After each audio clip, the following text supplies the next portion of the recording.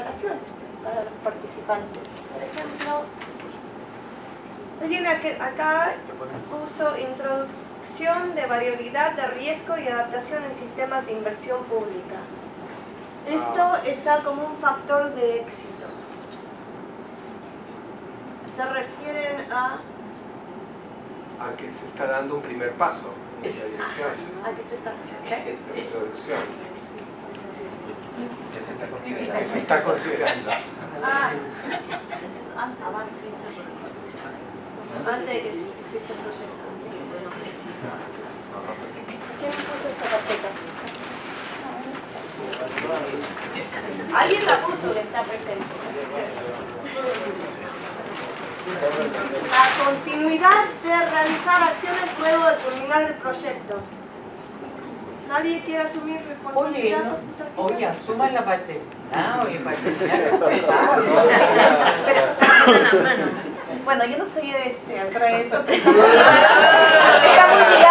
está muy ligada al que hemos hecho nosotros, que es centrarse en las etapas previas del proceso de adaptación y no llegar a la etapa de implementación. Creo que eso está ligado a eso, ¿no? Y que algo mencionaban que nos centramos siempre en el tema de los análisis, las tendencias, y ahí quedamos. Entonces, la otra, invertimos mucho en eso y no avanzamos en lo que las acciones de implementación. Creo que está ligado a eso. Sí, sí, perfecto. Entonces vamos a hablar un poco de los, digamos, los mensajes claves del día, ¿no? El primero es cómo decidir, para mí, en las discusiones que hemos tenido, qué nivel de operacionalización de los marcos conceptuales de EIR o otros marcos realizamos, ¿no? ¿Qué nivel de detalle usamos en cada uno de estos pasos?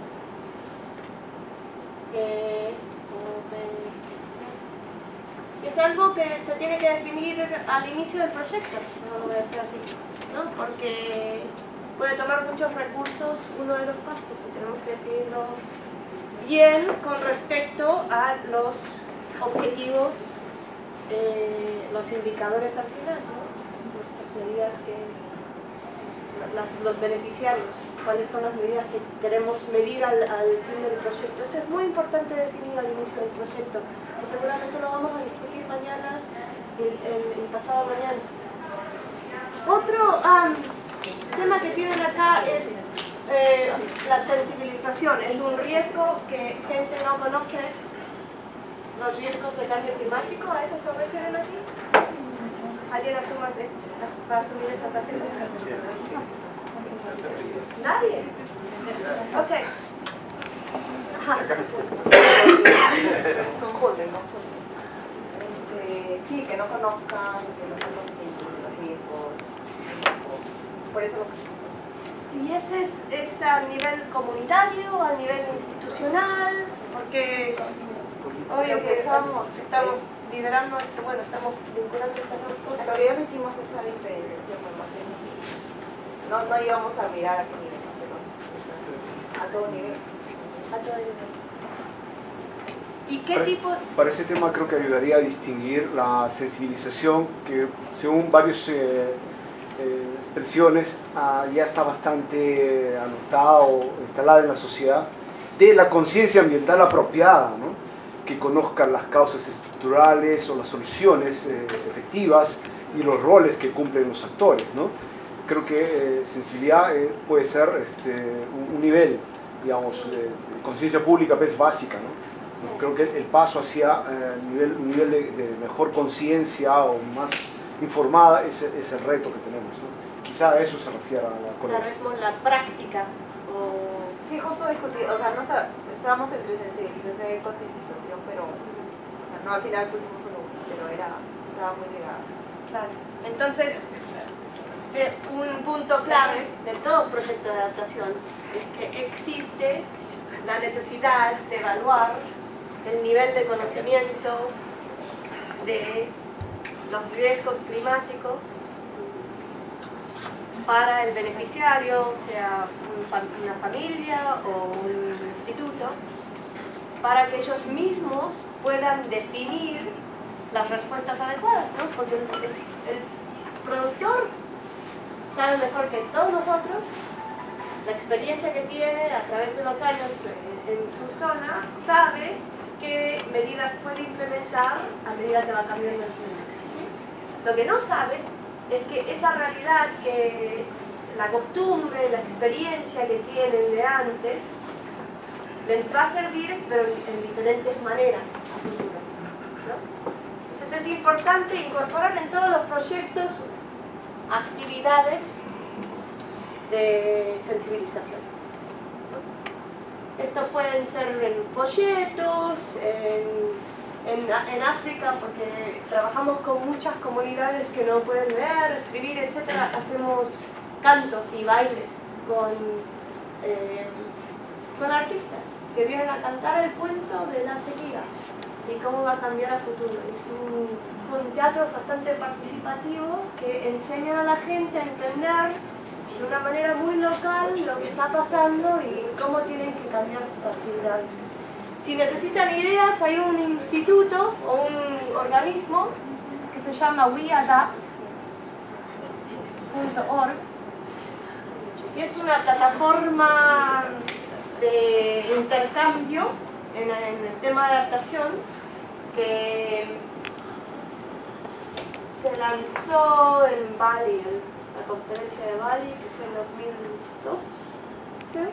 Y es como un estilo wiki, donde uno puede presentar ideas, experiencias en la implementación de programas de adaptación a muchas escalas, a nivel comunitario, experiencias en acciones comunicativas en diferentes comunidades, etc. Es un nuevo recurso.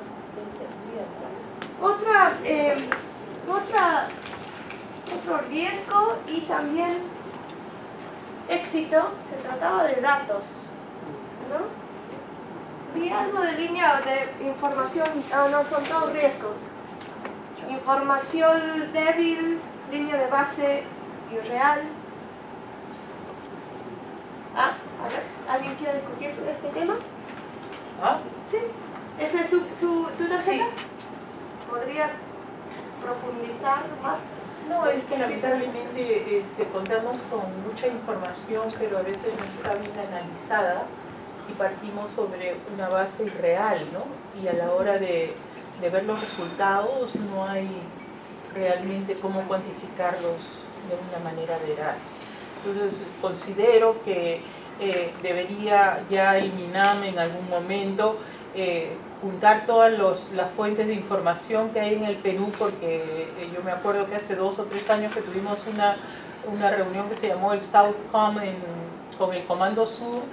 Se vio que tanto los militares, de todas las ramas, el Instituto Geofísico y distintos institutos contaban con bastante información, pero que no era posible acceder a ella por X motivos. Entonces habría que ver la forma en que todo eso se centralizara en algún sitio para no comenzar de cero, sino que más bien sistematizar la información que ya tenemos, ¿no? Para que tengamos una buena base con qué comenzar. Sí, eso me parece muy importante. De hecho, se están implementando en muchos países estas plataformas digitales, específicamente con experiencias del país para compartir datos, experiencias, estudios, ejemplos de adaptación. Y el último que se implementó fue por GIZ en México. Creo que se llama, bueno, lo voy a tener que... es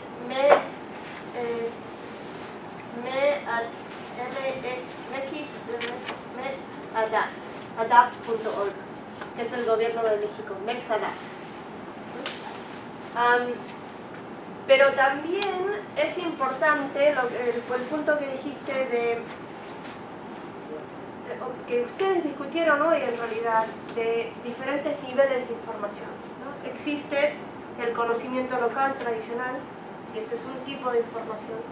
Existen las observaciones, datos cuantitativos del SENAC y datos espaciales, etcétera, del MINAM. Pero es importante entender que esos datos se tienen que triangular. ¿Por qué? Tuvimos un taller en África donde trajimos a pequeños agricultores a explicar sus experiencias de cambio climático. Y a la misma vez tuvimos una mesa de climatólogos que al escuchar la experiencia de esos agricultores iban a los datos y veían, los patrones son reales, ese año realmente fue seco, ¿qué pasó acá?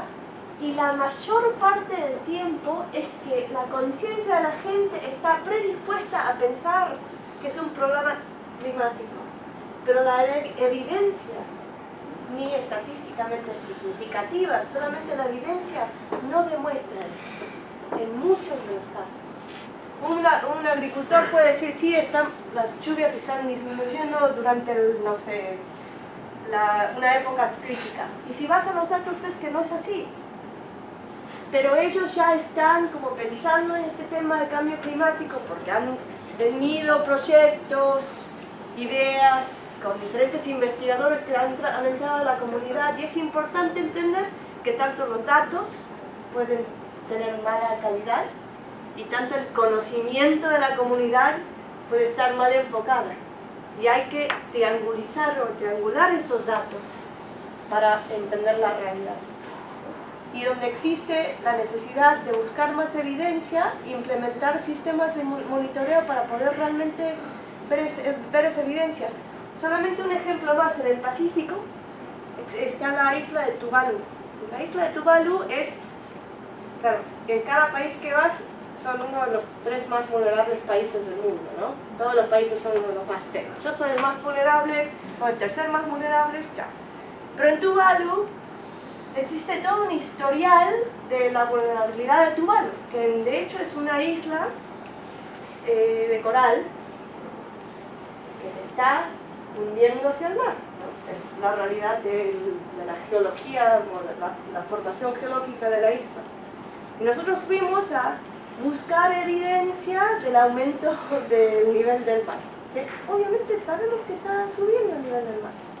Pero los datos de estaciones establecidas, puestas hace 20 años en ese sitio, demuestran que el nivel del mar, la verdad es que está bajando.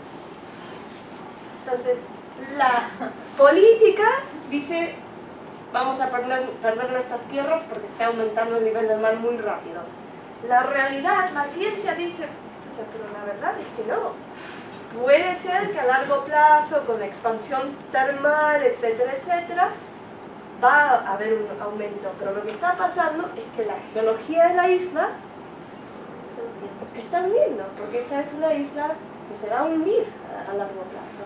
Y es esa historia que ustedes están tratando de cuantificar, de separar, de entender cuál es la parte climática. Y es importante en el diseño de un proyecto hacer actividades de impactos, ¿no? Ejercicios de impactos. Si esto está aconteciendo, ¿cuáles son los impactos? Y hacer diferentes escenarios. No solo basarse en una línea de evidencia. Eso no.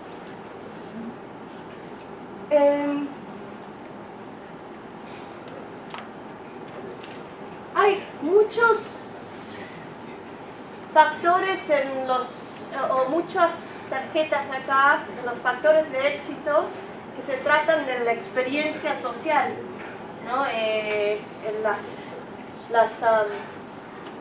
mancomunidades, esa experiencia de un proceso social emergente, de un proyecto de adaptación, que es importante, ¿no?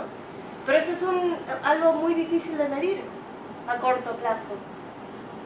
Y es importante saber cómo definir indicadores para ese proceso. Entonces los indicadores sería otro punto que para mí es bastante clave de las ideas que están puestas acá.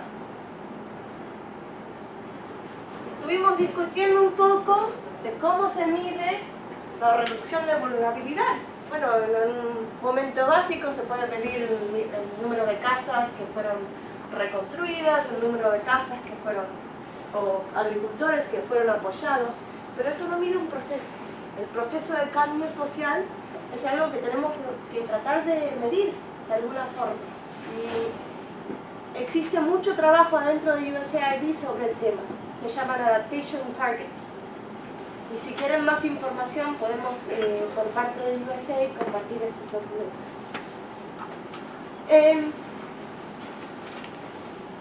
Hay muchos factores de éxitos relacionados con la voluntad política de estar involucrados en el proceso que me parecen también importantes, pero me quiero enfocar un poco más en los riesgos. Y me gustaría que la persona que escribió No consensuar conceptos nos explique más a lo que se refería. Sí, es lo que mencionábamos, que hay mucha literatura y mucha información, ¿no? Muchas veces se viene por una dirección para abordar el cambio climático, aunque puede generar dudas, confusiones. Esa estandarización es la que nosotros, que le estamos llamando consensuar conceptos, si es que no se logra obtener, constituye un riesgo para poder adoptar medidas correctas. Sí. De hecho, cuando empezamos los estudios de vulnerabilidad, lanzamos una plataforma que se llamaba vulnerability.org. Era un recurso importante de experiencias, proyectos de reducción de vulnerabilidad. Eso fue hace 15 años. Pero lo que nadie se dio cuenta es que a la margen superior de esa página web, cada vez que entrabas, o cada 15 segundos creo, la definición de vulnerabilidad cambiaba. Y cada uno compartía su propia experiencia de vulnerabilidad, que era muy diferente, y cada definición iba cambiando. No vamos a lograr una visión unida, pero sí es importante definir, como ustedes hicieron en su proyecto, tu punto de partida. ¿A qué te refieres cuando hablas de adaptación? ¿A qué te refieres cuando hablas de cambio climático, de variabilidad climática? ¿Cuáles son las escalas temporales, las escalas espaciales que estás trabajando? Porque ahí no puedes cometer un error. Como buen economista seguramente sabes. Pones todo lo que asumes al inicio del proyecto y nadie te puede juzgar al final, ¿no? Oh, ingeniero, perdón. Ya. Bueno, pero me parece más o menos esos son... Si alguien tiene algún mensaje que no he capturado en la discusión, pero eso más o menos son los mensajes, ¿no? Existe información, pero la tenemos que procesar, analizar, capturar, rescatar y también triangular para entender lo que está pasando. Necesitamos tomar una decisión muy temprano en el inicio del proyecto, en el diseño del proyecto, de cuánto vamos a invertir en cada paso. Así no nos perdemos en el primer paso. Y tenemos tiempo para implementar actividades.